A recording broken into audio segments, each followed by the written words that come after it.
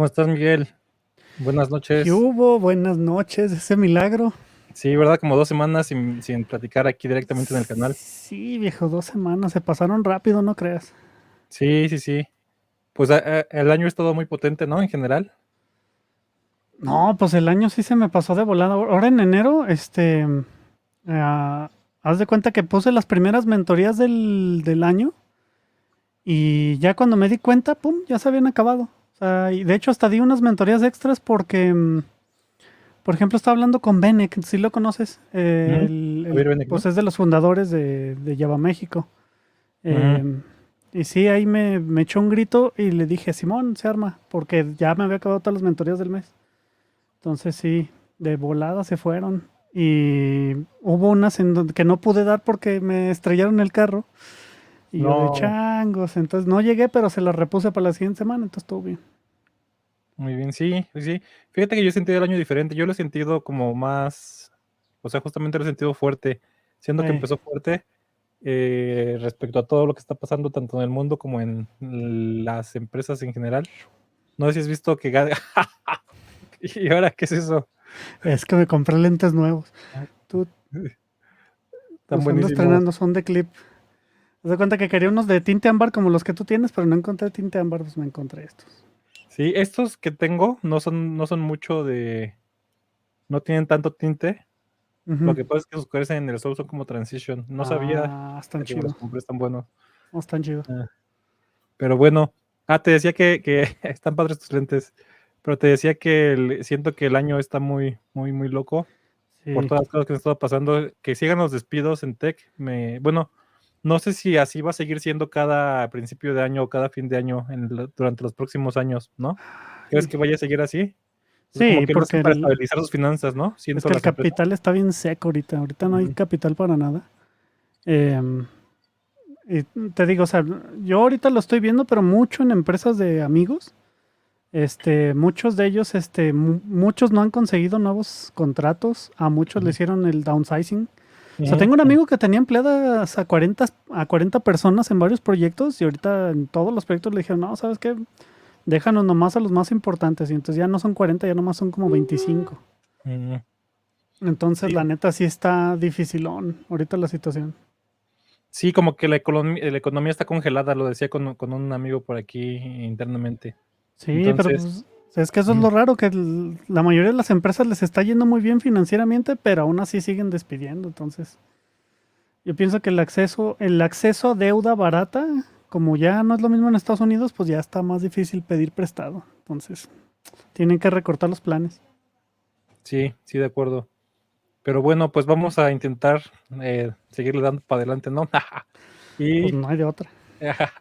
hoy vamos a hablar de varios temas que propusiste, Miguel, que creo que puedes empezar si quieres. ¿Qué Simón, pues vamos si a hablar? quieren, si quieres vamos a hablar ahora de pair programming.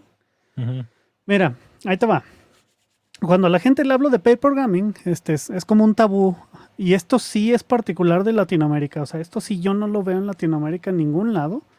Ahora sí que a lo mejor tú sabes más excepciones a la regla que yo, pero en Latinoamérica yo no he visto raza ya, que yo sepa que en la empresa hacen pair programming como regla y no como la excepción. Y lo he hablado muchísimo, también hice un video de TikTok, también lo hablé en Pirate Dev Radio muchas veces, de que yo he trabajado en muchas empresas donde hacer pair programming es la regla y no la excepción. ¿A qué me refiero con esto? Yo, por ejemplo, en esas compañías, yo no me puedo ni siquiera considerar contribuidor individual. O sea, porque en ningún momento contribuyo yo individualmente a algo. O sea, la mayoría de los commits que hago, incluso a veces ya vienen firmados por 2 o 3 personas. Mínimo 2 personas. Entonces, a eso sí, para que veas en Latinoamérica, nunca lo he visto, nunca, nunca, nunca lo he visto en ninguna empresa. Sí lo he visto, por ejemplo, en empresas como precisamente Softec. Lo vi en Softec que lo tenían que hacer así por mandato de la empresa con la que estaban trabajando, era Southwest Airlines. Southwest Airlines sí tiene una cultura muy fuerte de pair programming. A lo mejor no en todos sus departamentos, pero en los departamentos de donde yo estuve sí estaba muy fuerte eso. Entonces, ¿qué es lo que hacían? Hacían pairing los de Softec, que en este caso era yo, junto con los de producto, que eran los de Southwest Airlines como tal. Pero fuera de esa instancia, no he visto ningún otro lugar donde hagan eso. ¿Cómo ves tú? Yo también en todas las empresas en las que he estado, en ninguna, o sea, bueno, en todas, no he estado en tantas, pero en ninguna de las anteriores, y en la que estoy actualmente estamos intentando implementarlo cada vez más, no como default, sino como estamos empezando a justamente intentar practicarlo, porque Ey. creemos que aporta bastante valor por diferentes lados, que yo creo que es parte de lo que vas a hablar, ¿no? Pero estoy de acuerdo contigo en que la mayoría de las veces no es algo que se acostumbre aquí, y creo que tiene que ver mucho con el sesgo malamente asumido de que se gasta doble de tiempo, ¿no? De que el tiempo va por duplicado cuando haces, pair programming, o que uno está de parásito, o que nada más uno trabaja o algo así. Creo que va por ese lado. Sí, o sea, la broma que yo siempre hago es que tú le dices a un manager que dos cabezas piensan mejor que una y no se la cree. Por alguna razón, ¿verdad? No, no sé por qué, pero también tiene que ver algo de muchas veces nuestra cultura es, y lo voy a poner así porque eso también lo he observado ahora que he trabajado con personas de varios países. Yo cuando trabajo con gente de Asia, regularmente ellos son buenos a nivel individual, pero no son así lo mismo que en Estados Unidos, que a nivel individual hay mucho rockstar, ¿sí me entiendes? O sea, como que se prioriza mucho tu talento individual, eso es lo que quiero decir. Y de hecho hasta las posiciones, ¿cómo se llama? Los aumentos, todo está hecho como para hacer performance individual. No sé si has oído hablar del rank stacking y todo eso, que es básicamente tienes que calificar a las personas y luego es una práctica que hacen varias compañías de que califican a las personas contra las personas de su mismo equipo y al último terminan despidiendo a Al los que bottom 10. son al bottom 10% y le dan promociones a los que sacaron más al top 30 o algo por el estilo. Y a todos los demás los dejan en su lugar. Pero si te fijas, eso es así como, o sea, a mí se me hace una práctica bien cruel porque pues es básicamente canibalizar. O sea, si metes en un equipo puros rockstars y de todos tienes que sacar a uno de 6, digamos. Entonces, pues ahí tú qué crees que va a pasar. Todos se van a estar metiendo el pie entre ellos. eh, Va a estar muy competido el ambiente y a lo mejor sí, tu productividad va a estar muy buena, pero estás dejando ir gente buena también. Caso Sí, contrario de que, bueno, pues a veces yo sí he dicho, yo estoy a favor de que corran a la gente que no hace de plano nada. O sea, te digo, es eso, pero en países asiáticos yo me he dado cuenta que ese tipo de cosas no existen. Te digo, individualmente en países de habla inglesa, diría yo, que es donde veo que más pasa eso, el rendimiento individual está por encima del rendimiento del equipo. ujú. Pero ahí también entra algo interesante, que yo cuando he trabajado con personas de Asia precisamente, he visto que ellos son mejores en equipo que lo que son los países de habla inglesa. O sea, si tú me pusieras un equipo de 5 personas de habla inglesa, o sea, nativos de habla inglesa, y me pusieras un equipo de 5 personas de países asiáticos, te aseguro que el rendimiento mejor lo tienen los del países asiáticos. Es una observación que he hecho. No tengo datos, no les quiero citar ¿cómo se llama? Estudios ni nada, pero sí lo he visto. O sea, los ingenieros gringos no saben trabajar en equipo, es lo que quiero decir. Bueno, no los gringos, los de habla inglesa, o sea, porque también tienen esa mentalidad, la tienen mucho en Reino Unido y en Australia. No sé tú qué has visto.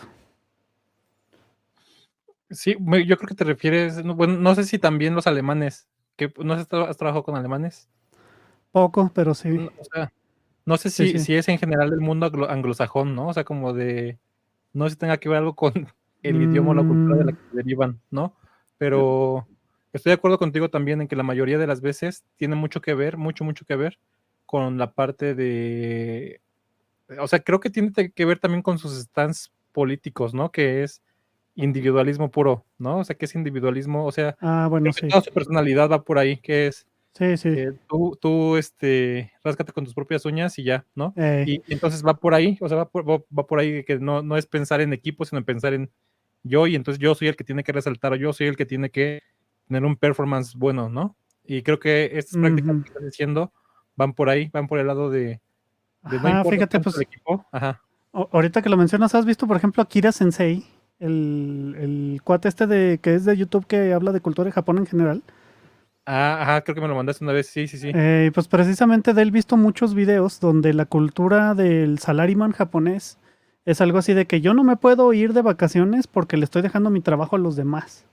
¿Sí me entiendes? Entonces, hay mucho, te concentras mucho en qué es lo que le va a pasar a los demás dependiendo de mi rendimiento. Y lo que he visto en la cultura, pues así como tú dices, anglosajona, vamos a ponerle, es al revés, es de que qué le va a pasar a mi rendimiento, nada, primordialmente, no me preocupo tanto por los demás, pero sí he visto algo así. O sea, mi observación es esa, igual hay gente que me va a decir que no, y estoy seguro que va a haber excepciones y copitos de nieve y demás, pero es la observación que he visto. O sea, yo sinceramente trabajo mejor en ambientes donde son de equipo precisamente, y de ahí viene pair programming mucho. No sé qué piensas tú. Sí, yo creo que es una esta práctica del pair programming es una fortaleza de estar en equipo, ¿no? Y creo que su máximo, o sea, pero bueno, ahí tú me corregirás, creo que su máximo se saca cuando están en persona directamente, aunque creo que también se puede aprovechar bastante en remoto, pero bueno, tú me dirás. Pues mira, si te soy bien sincero, hay veces en que los métodos y las técnicas que he usado en ese tipo de situaciones las puedes aplicar muy bien en remoto. O sea, lo único que sí te diría yo, y es como contraintuitivo, lo único que sí te diría yo es que cuando tienes burnout por ese tipo de cosas, es precisamente por estar en remoto. O sea, yo he notado más que cuando estamos haciendo pair programming en remoto, terminas trabajando mucho más de lo que harías si estuvieras en persona. O sea, principalmente porque no hay water cooler, no hay tantas distracciones. Eh, Regularmente, como estás pegado con la misma persona todo el día haciendo pair programming, ya se conocen bien y ya casi no hay así como el chit chat y todo ese tipo de cosas. Entonces yo sí he notado que cuando hacía pair programming remoto, que fueron como 2 años, 3 años, ponle, sí terminaba ya cansado. O sea, literal, sí terminaba yo de trabajar, dejaba mis audífonos y me iba a otro lado. Cosa que no pasaba cuando era presencial. En presencial era siempre de que, oigan, vamos a comer o vamos a hacer algo por el estilo, y todavía tenía energía. ¿Sí me entiendes? Pero ya no, ya ahora sí ya no. O sea, eran pocos los días en que yo decía, no, ¿sabes qué? Ya me quiero mejor ir porque era traveling consultant. Ya me quiero ir mejor al hotel a dormir porque la neta no traigo energía. No, nunca pasaba eso. O sea, no sé tú. Te digo, se me hizo raro, pero sí he visto que quedo más cansado en ese sentido. Sí, hace poquito nos estaba mandando una compañera de trabajo nos mandó un link, justamente no lo encuentro, pero habló de esa parte de que las juntas en Zoom son mucho más difíciles para el Mm, cerebro en general, ¿no? sí. Creo que tiene que ver mucho con la parte de que los humanos estamos bastante como hardwire o como estamos bastante acostumbrados a obtener información no verbal de las personas, y obtener esa información no verbal de las personas de manera remota es mucho más difícil, ¿no? Por ejemplo, tienes que estar, muy, muy atento a las expresiones faciales a través de las cámaras, Híjole, sí. que a veces ni siquiera están prendidas y a veces es tan de mala calidad la imagen que no se nota nada, ¿no? Entonces, cuando estás en persona es mucho más fácil obtener esas señales no verbales Sí. y tu cerebro te trabaja mucho menos. Creo que va por ahí, pero creo que no es algo que tú sientas nada más, sino, o sea, no es algo tuyo, sino es en general, que las juntas o más bien tratar con personas a eh, través de medios digitales, sí, de es más interfaces. Es difícil. que algo que entiendo es que no es lo mismo, ¿verdad? O sea, literal, no es lo mismo. Ujú, Y otra cosa que he entendido por pláticas que he tenido con esos coach ¿cómo se llama? Coach de carrera y todo eso que nos ponen, o sea, porque son psicólogos, literal son psicólogos. Y ellos me han dicho que sí, o sea, por ejemplo, tuve un tiempo en pandemia en lo que mi cerebro se secaba así, ¡pac! Este, y, y ya en retrospectiva, precisamente era porque yo todo el día estaba piensa y piensa y piensa y piensa y piensa. Y el problema de eso es que me dijeron, es que hay como un azúcar en el cerebro que si no la repones durmiendo y no la repones comiendo y demás, vas a dejar de pensar. Y creo que lo vi, ahorita no me acuerdo del artículo, pero creo que lo vi a alguien que le pasó de Infosec, pero ese cuate fue así como que a la octava potencia, ¿no? O sea, de que el cuate por meses tuvo que ir a doctores porque no podía pensar. O sea, No sé tú, la mayoría de las personas, ya ves que hay muchos que les dicen ese ejercicio de la manzana, ¿no? De que imagínate una manzana y hay gente que la puede ver así totalmente en 3D y bien dibujada y hay gente que no puede, pues haz de cuenta que el cuate este decía yo, es que yo puedo hacer todo eso y ahorita ya no puedo pensar en nada. Pues haz de cuenta que eso es lo que me pasó en pandemia. Y entonces lo tuve que hablar con alguien que sabe de psicología y me dijo, no, es que te está pasando esto, entonces tienes que llevar este tipo de ejercicios y tienes que llevar este tipo ¿cómo te diré? Como de terapia para que eso ya no te pase en el trabajo. Mucho de eso, pues, por eso adopté mucho el pomodoro. Aquí no tengo mi de este porque ahorita lo está usando para hacer ejercicio, pero un relojito de 45 minutos donde nada más 45 minutos puedo trabajar seguidos. Eh, Ahora ya no tengo tanto ese problema, pero sí recuerdo que con pair programming no me sentía tan exhausto cuando estaba presencial, ¿sí me entiendes? O sea, sí tenía más estamina, no sé cómo llamar eso, pero sí estaba complicado.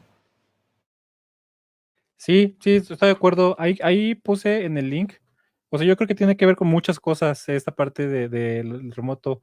Y cuando se habla en el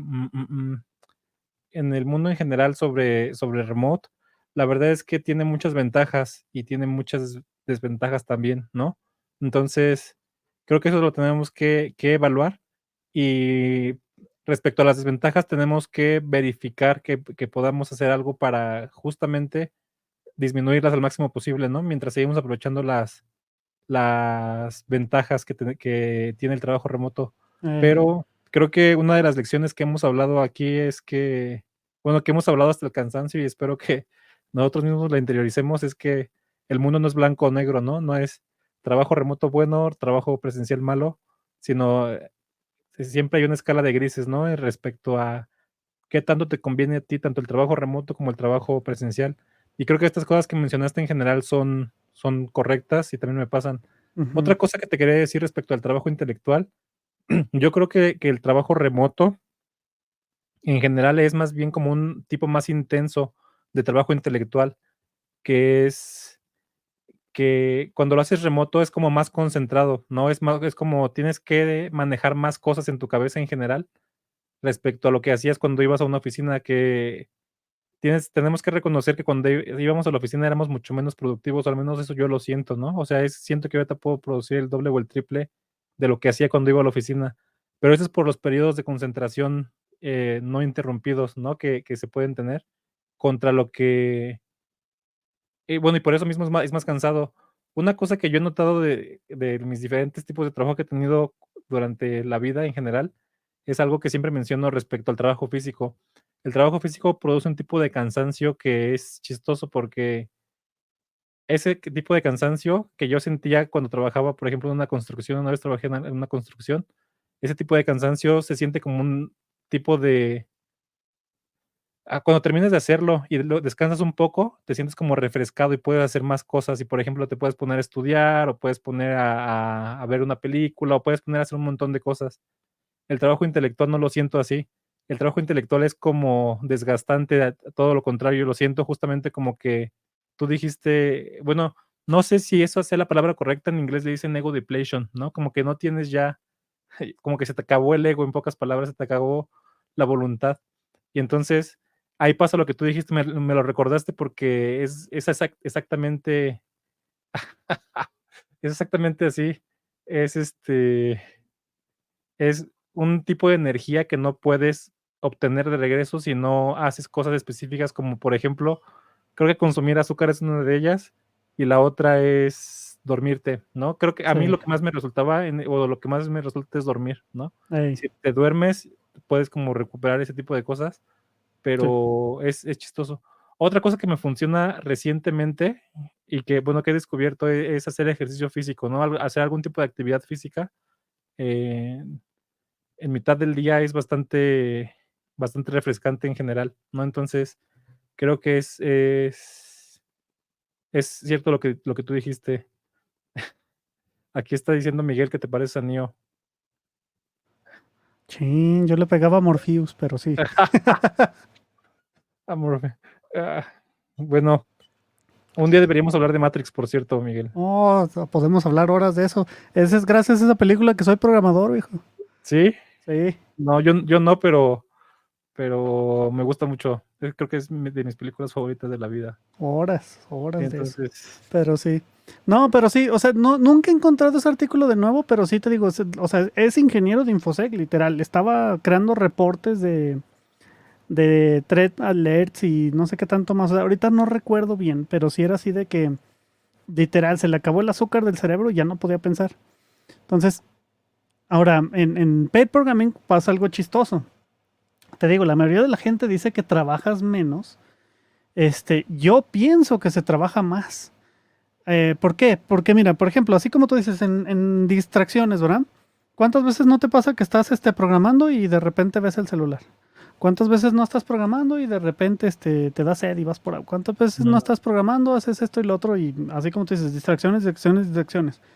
Pero a la hora de que tengo que hacer pair programming remoto, me tengo que aislar, me tengo que poner unos audífonos, tengo que estar explicando lo que estoy haciendo, que eso es bien difícil. Verbalizar todo, y creo que esa es una habilidad que me ha servido mucho en entrevistas, pero verbalizar mucho las cosas, llevar una sesión de pair programming, ir liderando qué es lo que tienes que hacer, explicarle a la persona por qué lo quieres hacer, preguntarle si tiene trade-offs, porque hay muchas personas que son muy tímidas, entonces tú tienes que crear un ambiente de confianza. Todo ese tipo de cosas que tienes que tener acá en la parte de atrás de tu cerebro para poder hacer algo con la parte frontal, ¿no? Que es programar como tal. Entonces te digo, a mi experiencia se trabaja más así. Obviamente para mí era más fácil en persona. Sinceramente a veces sí extraño eso de en persona. De hecho, ahora que estoy viajando con el startup donde estoy viajando más o menos cada 3 meses allá a San Francisco. Y me ha servido mucho sentarme a hacer pair programming con mi jefe directo, con el jefe de producto, con los otros programadores, porque no es lo mismo en remoto, ¿sí me entiendes? Entonces, ujú. mucho de eso también tiene que ver precisamente por el ambiente en donde estás. O sea, también hay menos distracciones de mi familia, hay menos distracciones del celular, porque pues les tienes que poner atención por respeto y demás.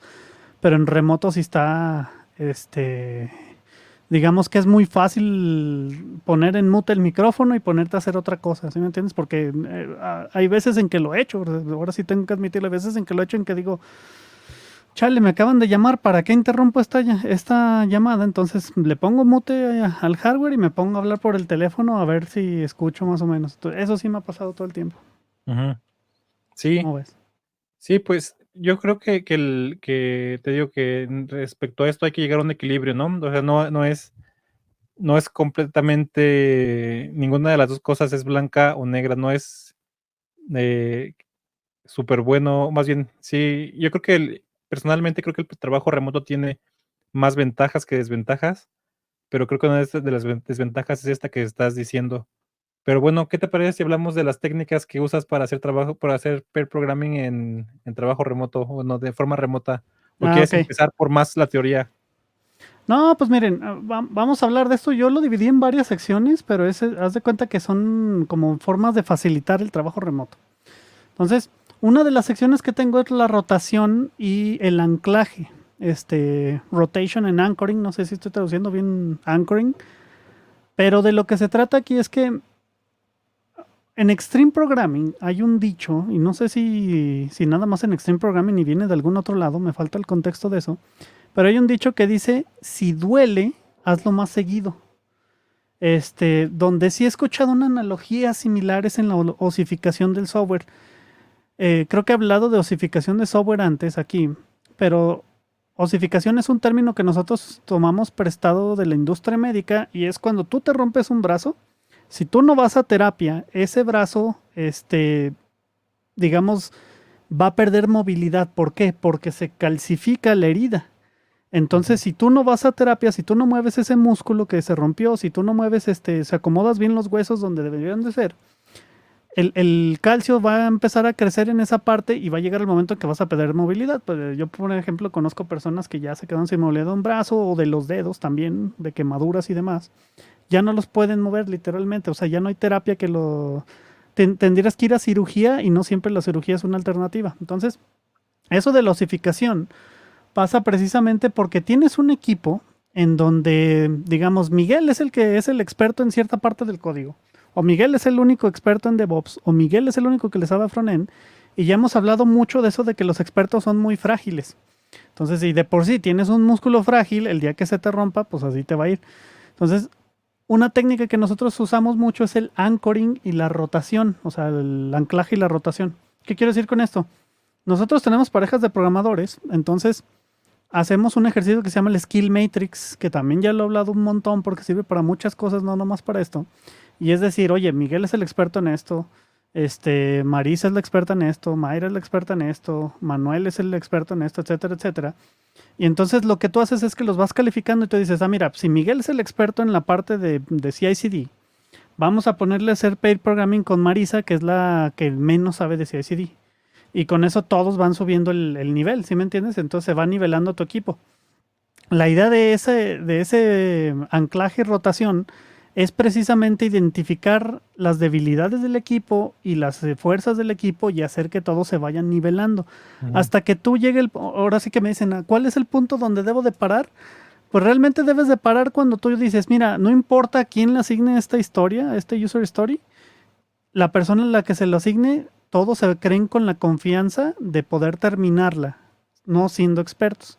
O sea, ¿qué quiere decir? Antes Marisa necesitaba supervisión para hacer CI/CD. Ahorita Marisa ya lo puede hacer sin problemas porque Miguel le enseñó todo lo que tenía que saber. ¿Sí me entiendes? Y en el contexto del equipo eso ayuda mucho. En el contexto de, digamos, de la empresa también ayuda mucho porque así ya tú te puedes ir de vacaciones y no pasa nada porque Marisa te puede cubrir en esas partes donde, entre comillas, tú eres el experto. Entonces, esa es una técnica que he usado mucho y de hecho también esa técnica yo la llevo como que más allá del pair programming, la llevo a la mentoría. O sea, cada vez que me llegan juniors, bueno, me llegaban, ahorita ya no trabajo con juniors, pero cada vez que me llegaban juniors, yo les decía, mira, vamos a hacer un ejercicio de Skill Matrix. Y tú me vas a decir, o sea, porque para desarrollar, básicamente tú tienes que pensar dentro de un equipo, ¿verdad? Tienes que decir, mira, en este equipo usamos React, en este equipo usamos Jenkins, en este equipo utilizamos X, Y, Z. Vamos a ver cuáles sabes tú. Y los juniors regularmente, pues, sufren de Dunning-Kruger y piensan que saben más que muchos que no. Pero la pregunta es donde los fuerzas ser honestos es, oye, si te asigno una user story de esta cosa, ¿estás seguro que la puedes terminar tú solo? Y, o sea, la idea es que no lo van a terminar ellos solos porque vamos a hacer pair programming como la regla y no como la excepción. Pero lo que sí se trata es de que yo me pueda ir de vacaciones y sigan pudiendo rotar los pares sin que haya ese dolor de que Miguel se fue y por lo tanto, lo puedes hacer más seguido, o sea, puedes seguir rotando, pues. Esa es la idea. Entonces, muchas veces los juniors también se califican mal y ahí es donde le ponemos, mira, entonces en esta parte te voy a poner a hacer pair programming con otro programador que sigue siendo junior, pero él está más fuerte que tú en esta parte de aquí, ¿sí me entiendes? Y ya con eso matas dos pájaros de un tiro, porque diseminas el conocimiento, verificas también el conocimiento del junior que está dando el ejercicio, digamos, o que está haciendo pair programming con la otra persona, y aparte de eso, bueno, estás nivelando a todo el mundo, entonces para mí es una técnica interesante, principalmente para eso, para mentoría, para seguridad dentro del equipo. Ya ves que existe el mentado boost factor. Los que no les gustan las analogías con muertes, el lottery factor. Si Miguel se gana la lotería mañana, pues él se va del equipo y ahí se quedan. ¿Qué van a hacer si Miguel se va? Entonces, haciendo pair programming, haciendo anchoring, y haciendo rotación, muchos de esos problemas dentro de yo tanto unos 3 a 6 meses, dependiendo del equipo obviamente y del tamaño, se van esos problemas. No sé qué hace si has visto algo similar. No, no lo he visto aplicado, pero me estás iluminando en respecto a cómo usarlo en mi equipo. Lo sé, soy un genio. No, no te creas. Bueno, entonces esa es una técnica y ese es el porqué de la técnica. Entonces, ahora sí que hay otros tipos de cosas que también ayudan a pasar el contexto. Yo, por ejemplo, he notado que mucho del contexto cuando estás haciendo algo es simplemente qué estábamos haciendo ayer o qué es el trabajo que se ha realizado y qué es lo que falta, ¿verdad? Eso le llamamos en inglés ellos les llaman el scope. Entonces, yo, por ejemplo, en Jira, trabajo mucho con Jira, de hecho, ahorita. En Jira hay un plugin en el que puedes crear task list, que les llamamos, listas de tareas. Entonces, por ejemplo, ahorita que recuerdo, en el user story en el que estoy trabajando ahorita, empezó con un task list de 6 entradas. Decía algo así como, oye, tienes que crear tienes que instalar el operador de Prometheus. Tienes que instalar el operador de Grafana. Tienes que instalar hay otro operador que también estoy instalando, pero ahorita no me acuerdo. Tienes que instalar tal operador y luego tienes que configurar el Prometheus, el Grafana y conectarlos. O sea, conectar los puntos entre Prometheus y Grafana. Entonces, ese user story que empezó con 6, luego de un tiempo,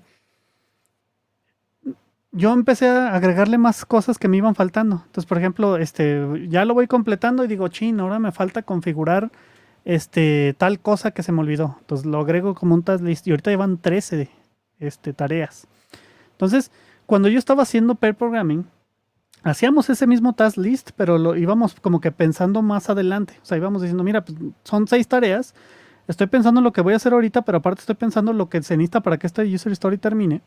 Y lo único que hago es que los voy agregando a ese task list. Entonces, cuando alguien se cambia de card, de user story, cuando rotamos los pares, la persona que hace anclaje es la que se queda y ya tiene ese contexto.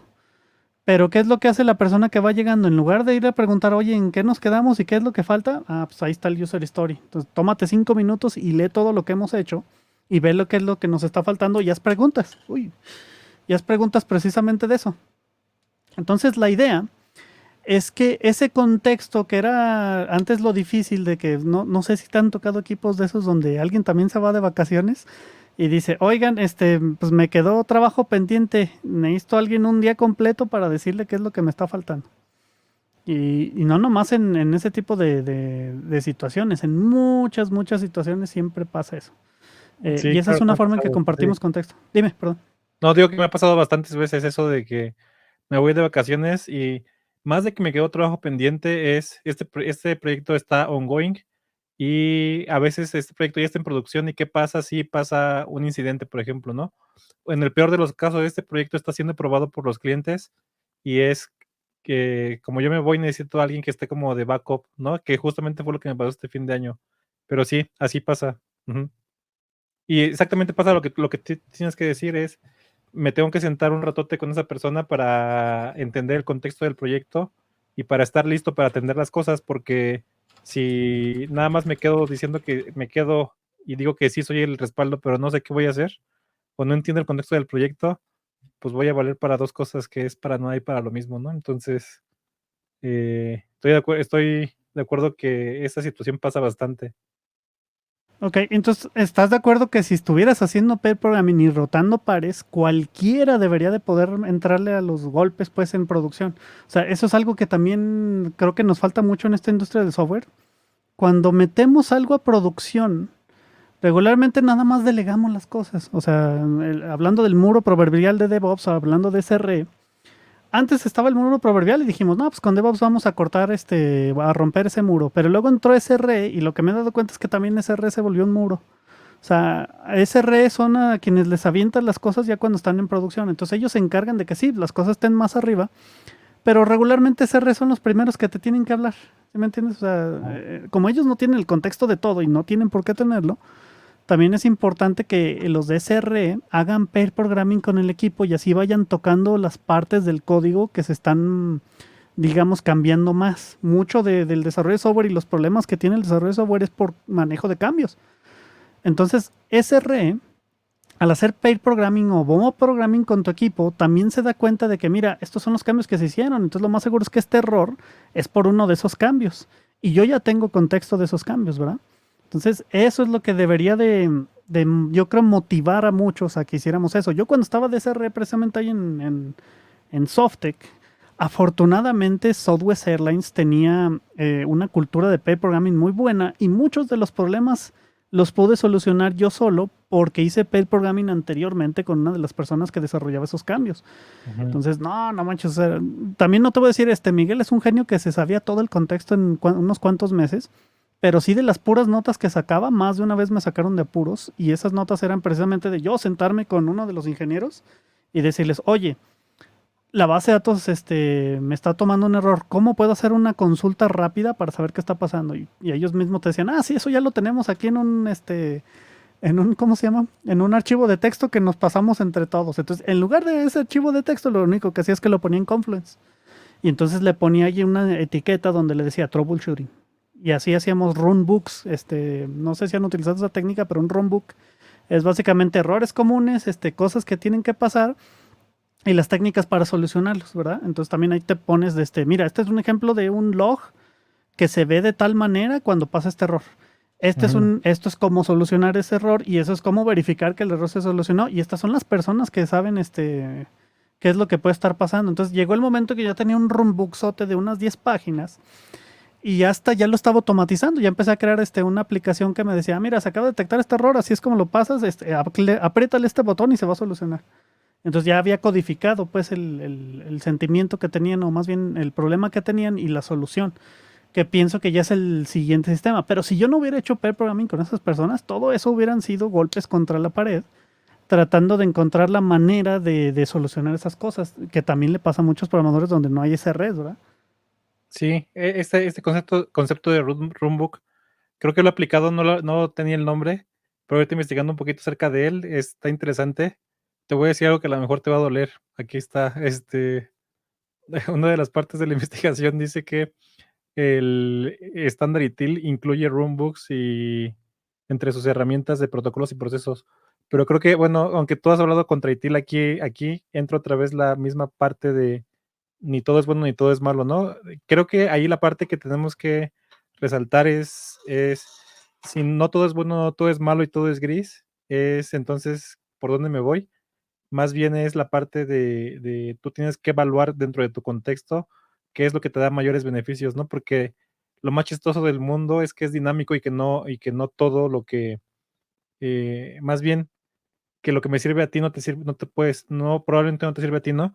Entonces voy a poner este link de los runbooks, que está muy interesante, pero quiero resaltar aparte dos cosas de lo que tú dijiste ahorita, que es no solamente hiciste pair programming porque justamente puede pasar de que si alguien está haciendo pair programming puede estar en modo parásito justamente, ¿no? En modo, no sé cómo le llamaste tú la otra vez, que nada más estás como navegando ahí y en realidad no estás ni contribuyendo ni aprendiendo. Y creo que eso es gran parte de responsabilidad individual, ¿no? Entonces, esa es la primera parte que quiero resaltar, que es que tú dijiste, yo pude aprender porque tomé un montón de notas a través de mis runbooks. Entonces, creo que parte de lo que se tiene que hacer es asegurarte de que las personas que están haciendo el pair programming lo aprovechen y que no más bien es una tapadera para parásitos justamente, ¿no? Que puede darse y tienes que estar verificando de eso. Antes Sí. de que continúes con eso, ¿tienes alguna forma de verificarlo? Verificar qué, perdón. De verificar que no estás tapando parásitos. O sea, Ah, tú me sí, contaste de sí. una experiencia. Miren, o sea, ya les he platicado de esta, ¿verdad? Ajá. ¿No se acuerdan de un cuate con el que hice pair programming? Les decía, no, es que no me puedo ir de vacaciones porque ese user story no se mueve. Ujú. Entonces, esa es la forma en detectar a las personas. Mira, cuando tú, te digo, estás haciendo pair programming efectivamente, debe de llegar un momento en que si tú le dices a alguien del equipo, a quien sea, oigan, ¿quién puede tomar este problema que pasó en producción y resolverlo? Y todos deben de poder levantar la mano, ¿verdad? Ujú. Obviamente, les digo, hay que crear un ambiente psicológico sano donde las personas, primero, no mientan, segundo, nadie le dé vergüenza decir que no. Y tercero, que ahí es donde precisamente te das cuenta de que dispersaste el conocimiento bien. Ahora, ¿qué pasaba con esta persona? Esta persona nada más estaba brincando de equipo bueno, de par en par, y a veces hacíamos mob, o sea, de mob en mob, básicamente diciendo, oigan, aquí quiero aprender esta cosa, voy a estar como mosca en la pared. Y ese era su dicho, voy a estar como mosca en la pared. Entonces, una mosca en la pared obviamente nada más está escuchando, no está participando. Entonces, ¿qué era lo que hacía yo? Y cómo es que lo caché, ¿verdad? Porque él siempre decía lo mismo. O sea, me hacía muy raro que nomás dijera lo mismo. Una vez lo caché, básicamente así. Le dije, ¿sabes qué? Me acaban de encargar esto, mira, este es el task list que vamos a hacer precisamente. ¿Quieres empezar tú? Y el cuate luego lo empezó a tartamudear. Entonces ahí fue cuando ya me salieron colmillos y me puse en modo lobo feroz. Y dije, no, este cuate está pero bien mal. A ver, bueno, sí, mira, no debes de tener miedo, ¿verdad? Pues obviamente es un ambiente psicológico sano. Entonces le dije, no, pues así sin miedo, éntrale. Porque ni siquiera era una tarea tan difícil, era escribir unos documentitos y aplicar unos cambios en Terraform. Entonces le dije, pues vamos a hacerlo. No, el cuate no la pudo terminar solo. Así literal, no la pudo terminar solo. Y ahí es cuando me di cuenta, bueno, Este cuate de plano no tenía nada de conocimiento de eso, o B, este cuate es muy bueno para salirse de este tipo de situaciones. Empecé a investigar con mis compañeros y sí, resulta que ese cuate no terminaba nada por él mismo, nunca lo habían visto tomar por ejemplo, les digo, en pair programming hay driver y hay backseat, ¿no? Entonces, este cuate nunca lo habían visto de driver en meses. Entonces, ahí es cuando me di cuenta de que el cuate era un parásito de primera. Bueno, no quiero hablar de más de eso, pero sí, te das cuenta de que hay personas que sí, ya ves que hay muchos que hacemos lo de fake it till you make it, de que eh, básicamente trata de aparentar hasta que te la crean. Este cuate era pura apariencia y nada de sustancia.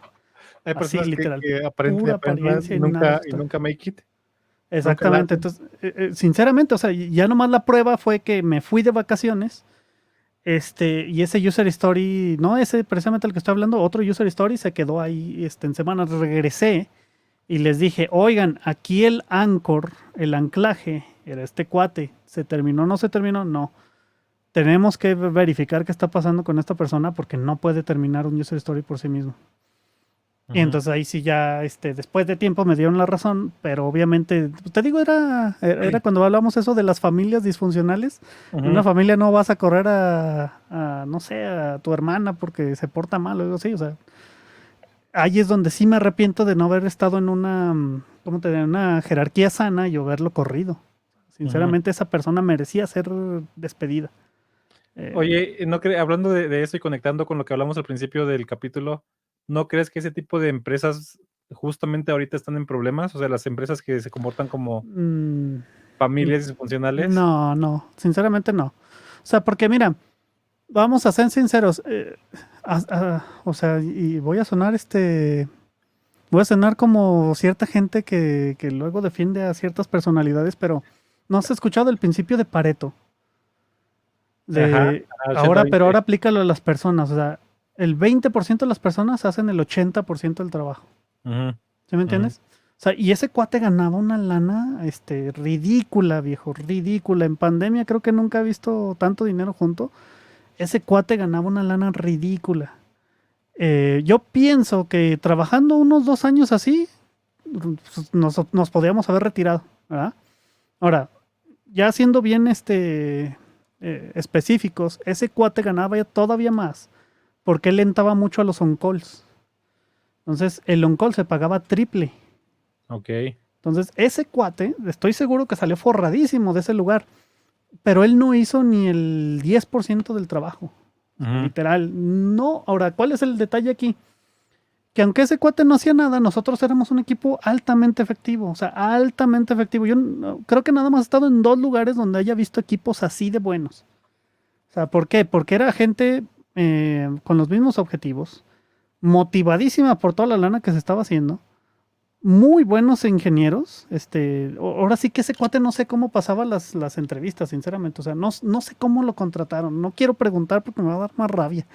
Pero, o sea, los filtros eran buenos. Y aparte de todo eso, era un equipo que realmente, o sea, me caían bien. Me caían muy, muy bien. Entonces te puedo decir que trabajar con ese tipo de personas no era trabajo.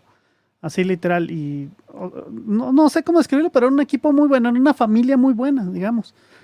Pero obviamente te digo, las familias también cambian, la gente se casa con personas que no deberían, luego pasan muertes en la familia y demás, y las familias van cambiando de alguna otra manera. Entonces, este cuate literalmente latinó al jackpot porque es el tipo de parásitos con los que básicamente no hay ningún problema porque estás en un equipo altamente efectivo. No sé, no, yo pienso que hay muchas situaciones así, muchas situaciones así, que muchos de los que estamos ahí por el principio de Pareto hacemos 80% del trabajo, mientras que los demás se quedan sentados, hacen menos del 10 y de todo modo reciben muchos beneficios. Pues sí, ¿me escuchas? Sí. Sí, perfecto. Yo no sé, o sea, yo pienso que parte de lo que te puedes dar, por lo que te puedes dar el lujo de tener justamente ese tipo de equipos en los que no tanto contribuye, hay personas que no contribuyen tanto. Y yo iba por el lado de que más bien, justamente en condiciones económicas en las que estás bastante más holgado como estábamos antes, por lo Eh, menos en tecnología, te podías dar el lujo de a lo mejor no hacer performance review de todos, ¿no? O sea, que estoy de acuerdo en que el equipo puede ser muy efectivo, pero probablemente lo puedes hacer un poquito más chiquito y justamente se iba a notar eso de que lo que tú has dicho que pasa normalmente, o sea, que hay ingenieros 10X y también hay ingenieros menos 10X, ¿no? O sea, que Sí, es el que está aquí, esta persona, no solamente no contribuye, es un neto negativo esta es persona, un ¿no? neto negativo. Ese cuate Este, sí era un -5 o algo así, o sea, sí. Ajá. Entonces yo creo que las empresas se podían dar esos lujos en ciertas épocas de nuestro, pues, de la parte de la historia de la tecnología, se podían dar esos lujos por justamente tener condiciones económicas que son mucho más holgadas que las que tenemos ahorita, ¿no? Es Y que siento que tampoco ahorita sé, viejo. justamente se está haciendo el shrink económico, se está reduciendo la economía tanto que las empresas tienen que justamente hacer este tipo de cosas, ¿no? Como pues a veces le tienen que dar cuello hasta incluso a la parte, a quienes no quisiéramos darle cuello, ¿no? Entonces es como, Sí. no sé, pero bueno, a lo mejor ahí hay que analizarlo un poquito más y no somos economistas. Bueno, no, sinceramente no, pero no sé, no sé. O sea, te puedo dar casos similares, pero que no han corrido a nadie y ahí siguen. Entonces, Sí. sabe. Ahora sí que Un día no lo deberíamos sé. hablar de un artículo que me marcó el pensamiento que se llama Crony Beliefs. Crony Ujú. Beliefs bueno, lo voy a poner por aquí, pero a ver si luego lo platicamos. Habla acerca de este tipo de cosas, ¿no? De cómo hay lugares en los que, Ujú. bueno, en español, crony, no, según yo, no tiene una traducción directa. ¿Tú sabes cómo No, traduce crony? Es como, no, sí, sí, sí, sí, es como las personas que acompañan a alguien corrupto, ¿no? exacto, Ey, exacto. Ajá, o que están ahí por corrupción, justamente, ¿no? Eso es crony. Este artículo habla de que todos tenemos creencias así, ¿no? Que si fuéramos completamente razonables, no tendríamos esas creencias, ¿no? Pero también habla entre los ejemplos habla de ese tipo de empleados, ¿no? Que son, yo diría como crony employees, ¿no? sí, como con Porque habla, pinches, ¿eh? con pinches. Sí, o Sí, sea, habla, por ejemplo, da un ejemplo que se me quedó grabado, que es, imagínate que tú vas a trabajar en una constructora, ¿no? Y tú eres un arquitecto, bueno, no, lo estoy completando porque no me acuerdo de los detalles, pero tú eres un arquitecto buenazo que está ahí esforzándose por subir en la constructora, digamos, ¿no? Pero entonces también conoces un cuate que no hace nada y que no ha estado haciendo nada durante un ey, montón de tiempo y que lo que hace ahí no vale la pena, incluso a veces puede salir negativo, ¿no?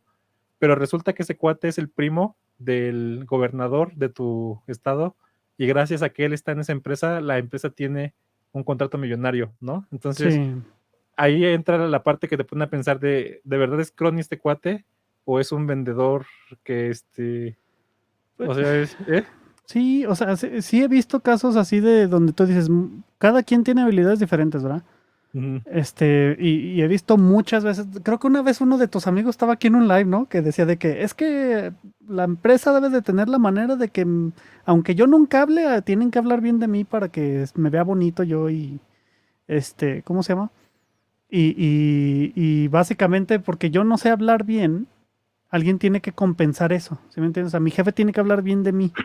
Ujú. Entonces, sí he visto casos donde te digo, o sea, Mm, a mí me decían, es que tú eres muy tímido, Miguel, esto y lo otro. Entonces, básicamente me tuvieron que hacer coaching para decirme, mira, Miguel, aquí en esta empresa no vas a progresar si tú no empiezas a hacer sí, contenido, empiezas a hacer esto y lo otro, pero me ponían la responsabilidad a mí. Ahora, sí. lo que sí he visto es que mucho pasa eso con sales engineers, les dan unos bonototes enormes, Ujú, precisamente porque están haciendo ventas, o sea, yo pienso que está bien una compensación por eso. El único detalle ahí es que hay veces en que dices, bueno, es que los de ventas siempre dicen que van a entregar cosas que ni existen, ¿sí me entiendes?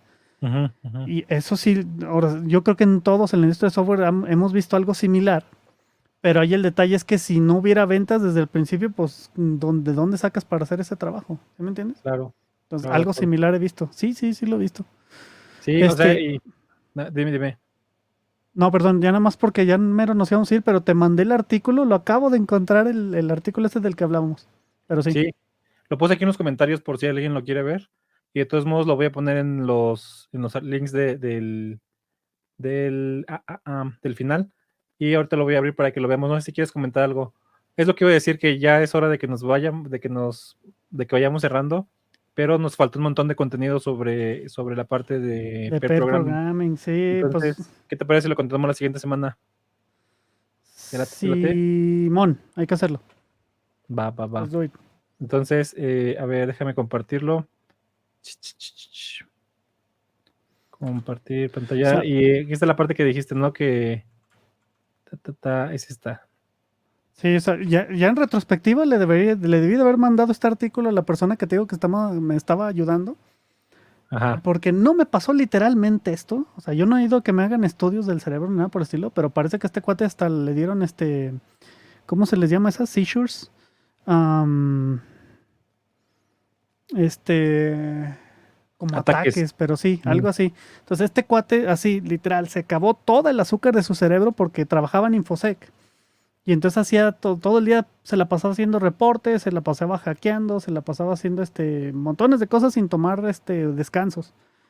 Entonces, literal, ahí dices, él quemó toda la glucosa que tenía en el cerebro y le empezaron a dar ataques. Luego tuvo que ir al médico y por un rato no pudo pensar para nada. Entonces, créanlo o no crean, cuando te está dando burnout, y les digo porque me ha tocado, cuando te está dando burnout, no nada más te pones de malas, no nada más te sientes desmotivado, no nada más rindes menos, literal tu cerebro se está secando, viejo, literal. Entonces, el detalle con eso es que yo cuando leí esto sí me puse a reflexionar mucho sobre el pair programming, precisamente porque el pair programming es muy demandante, al menos a mí me ha tocado más cuando eres mentor, más cuando eres más cuando estás a cargo de un equipo, porque pues también me ha tocado, es muy, muy, muy, muy demandante que hagas todo esto. Entonces, esta persona ahorita es un hilo de Twitter. Yo pensé que era un artículo. Ojalá y lo hubiera puesto en un artículo. Espero no estar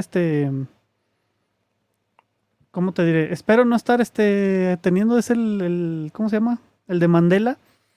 Pero Efecto básicamente, Mandela. Ajá. y el efecto Mandela, pero básicamente esto me puso a reflexionar mucho tiempo porque yo también pasé por una situación así después de hacer pair programming en un lugar que era muy tortuoso. Entonces, cuiden su salud mental, amiguitos, es lo que quiero decir aquí.